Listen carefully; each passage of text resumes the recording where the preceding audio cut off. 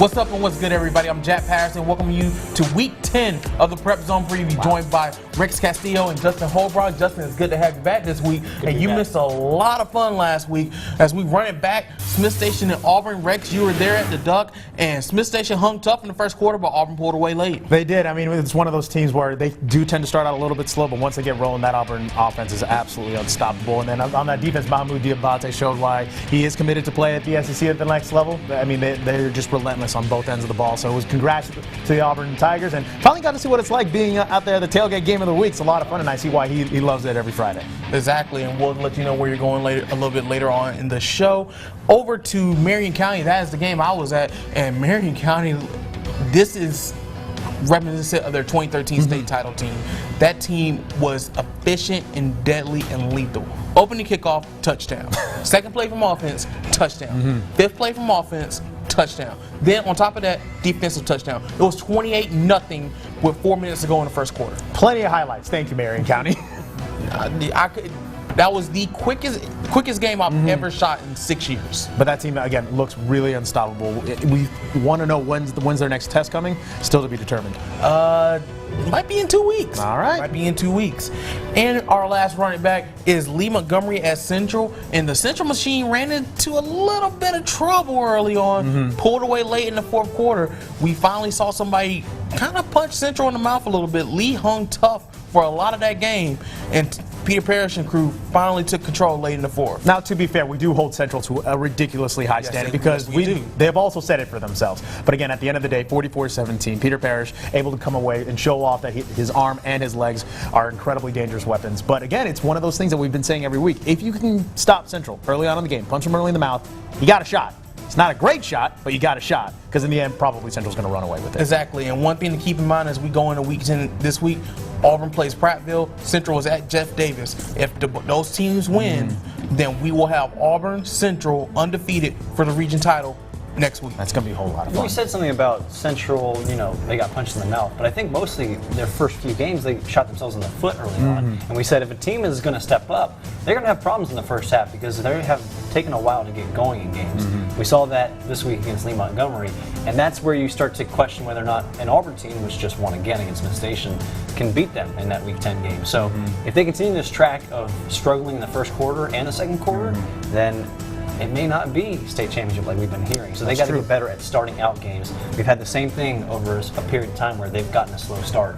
So they need to get better at that. And it's really interesting to see that Auburn and Central both kind of had those struggles this week. Because it was 0-0 at the end of the first quarter. Smith Station, again, I know there was a lot of adrenaline there. There was a lot of hype going into that game, and Smith Station wanted to prove that we're here to ball this year. They did the same thing against Central. If you remember, they had taken a long time to score their first possession. They didn't score. Eventually, they got it going on their third drive, and it was just with a little bit left in the first quarter. It was just 7-0 in the first against Smith Station. So when Smith Station is up to the challenge, they can show that they can do anything against these teams. But when you get to the playoffs, you're going to have a better team than Smith Station, like a Lee Montgomery, and a step above that too.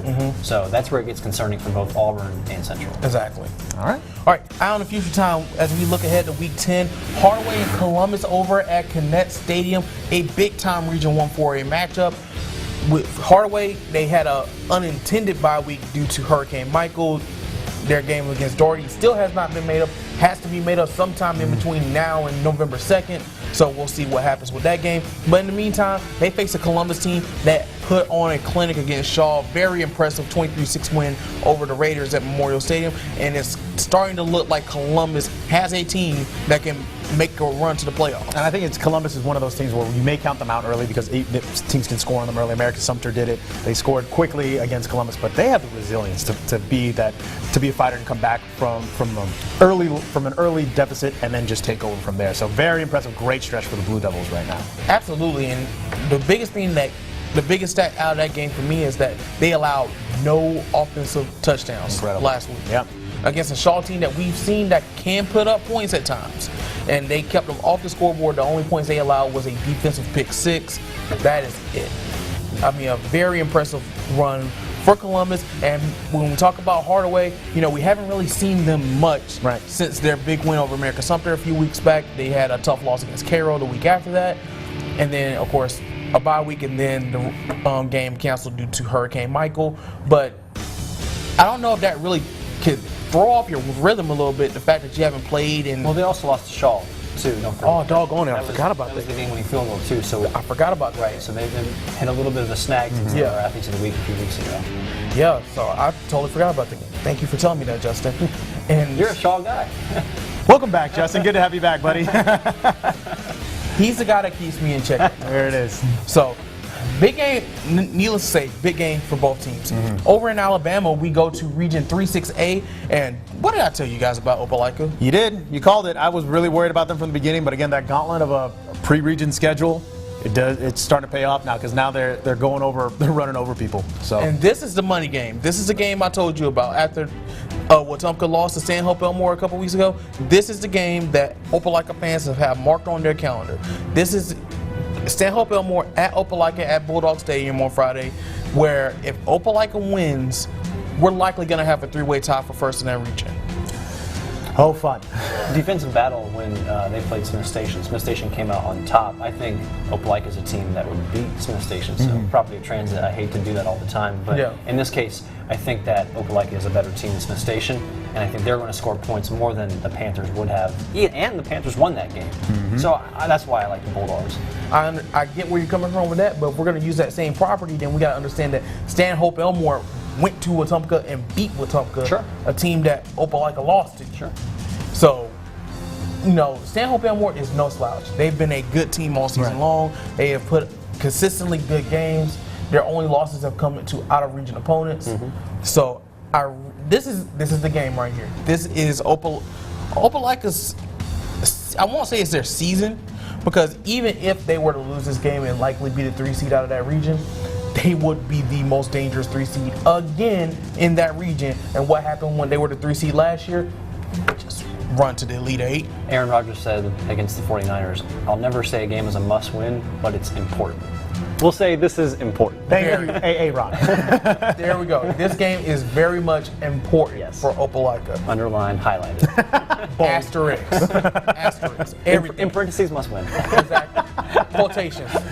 Go. So we got co-starters, and it's important to win. right, important. That's what we've learned this year. Oh, man.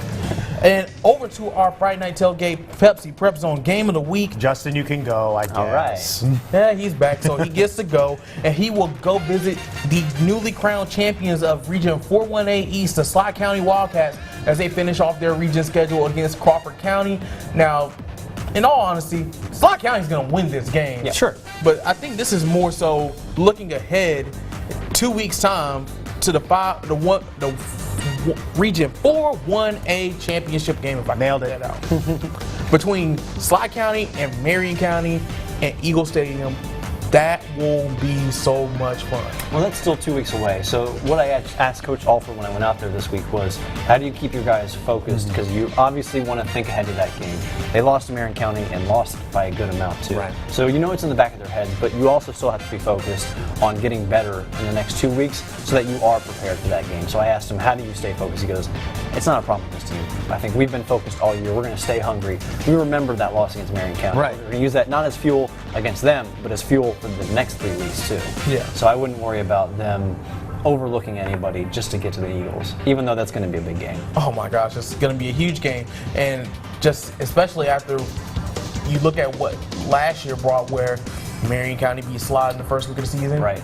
Last game of the regular season, they meet again. Wildcats. Slot County wins and costs Marion County a first round bye, clinches a home playoff game. Slot moves to the second round, and Marion County loses in the second round. I mean, how much fun, we kind of called this from the beginning, is that how much fun would it be to see this situation play out again? And hopefully we get what we want. And at the same time, huge credit to Coach Alford. Great story that Justin did, interviewing them 3 years ago. This team, before Coach Alford, or 4 years ago when before he took over, this team was 0-10. Exactly. And now they're back-to-back years playing for postseason and playing up against a great Marion County team. So top 10 in the not power just rankings 0-10. He told me before he got there they were some 800 days without a win. That's stretched even crazy. way before his tenure, and then he took over and this program turned around. And he even remembers last year losing in that second round, I think. And he said we were maybe a yard or a half inch away from scoring and advancing to the next round. So they remember these things. Don't think they don't. They remember these losses against Marion County and the losses in the playoffs. This team has plenty of fuel. We'll just see if they can use it. All right. So I say this is a sleeper team, guys. Yeah. This is a sleeper team that if you're looking for a team that's going to make some noise in the playoffs, that is not exactly among our powerhouses, Sly County is your team. It should be a lot of fun. It's a lot of fun. It is our Pepsi PrepZone tailgate game of the week as Sly County takes on Crawford County. This guy gets to go have all the fun. He'll be down there. Let's do it. At Wildcat Stadium in Ellaville at 5 and 6 o'clock. And of course, scores, highlights, and more on the PrepZone, 11:15, 10:15 Central on News 3, presented by WOW. And before we go, let's hit our teams hitting the road. American Sumter at Cairo. Now, once again, this is permitting, we're still in the recovery down in South Georgia with Hurricane Michael. So this is permitting they get the infrastructure needed to get that game going. Coach Harold said he would call on Wednesday to make sure that they have everything they need. Obviously, American Sumter's gone through things before. Cairo, even closer down to Florida, Yes. so they got hit worse.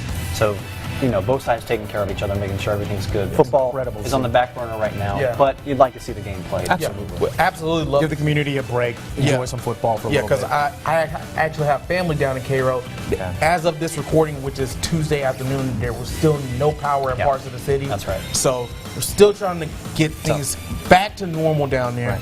So hopefully things get back to normal and they can get that game in. Absolutely. Also in Georgia, big time game in Region 5-2A between Callaway and Heard County. If Callaway wins this game, they will clinch the region title. So a big game for the Cavaliers as they make the trip to Franklin with an always dangerous Heard County team awaiting. Over in Alabama, we talked about Central earlier in this show. Central on the road in Montgomery against Jeff Davis. Like I said, if they win, they'll ensure themselves a spot in the region title game against potentially Auburn if they beat Prattville next week. And our final game in Alabama, Beulah on the road at Dadeville. Beulah had a tough road against St. James last week. They still control their own destiny to the 2 seed in that region, so they'll need to knock off Dadeville and then win next week to get that spot. So that's it for this one. This will probably be the quickest show of the year, but time constraints. So for Justin, that's Rex. Justin. And Justin, I'm Jack. I was gone last week, so it's all right. Things are different when you're not here. Yeah. They very much are. We're glad you're back, buddy. Exactly. Glad you're back. See you guys next week on the PrepZone Preview. Have a good one. Go out and enjoy the game.